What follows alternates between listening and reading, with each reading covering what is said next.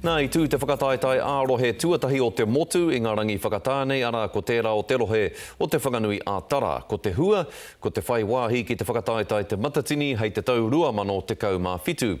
Hei tā pere wihongi i whakapā taritaritia ngā Māori o taua rohe e te rōpū hou o te whakataetai. Ara, Ko te whiu a te piu, ko te piu a te rau o te patu. Te rau taiohi mō te wā tuatahi ki ngā whakataetai ārohe. I tau pai te wairua i runga i te ātāmira. Ahakoa i muri i te ātāmira i te āhua ohorere me te tere o te haere o ngā whakaritenga. Heoi i te kenga ki te ātāmira i tau te wairua.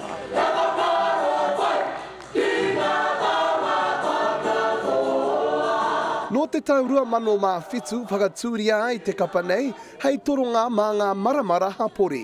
He ki ngā atamira, he ki ngā wawata anō.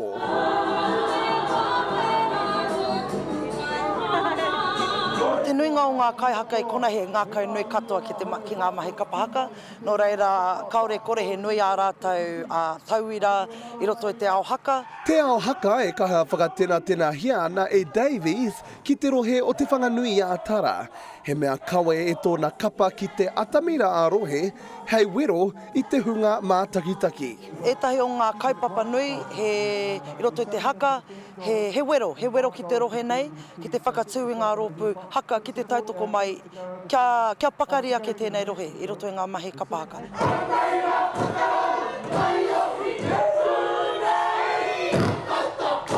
E iwa noi ho ngā kapa kai te rārangi whakataetai, ka toru tērā ka whai wāhi atu ki te matatini ki roto i a ngā tika hungunu.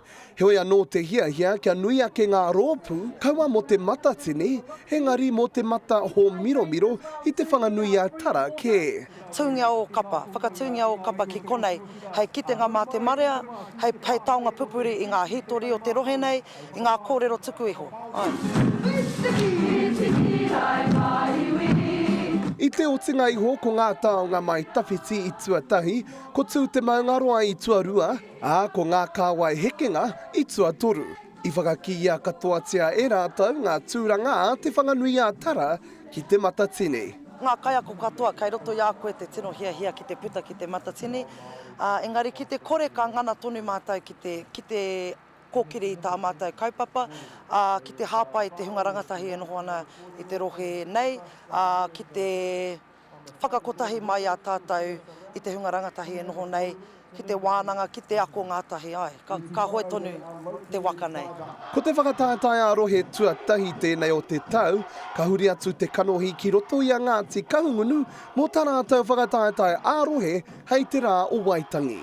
Pere wihongi, te karere.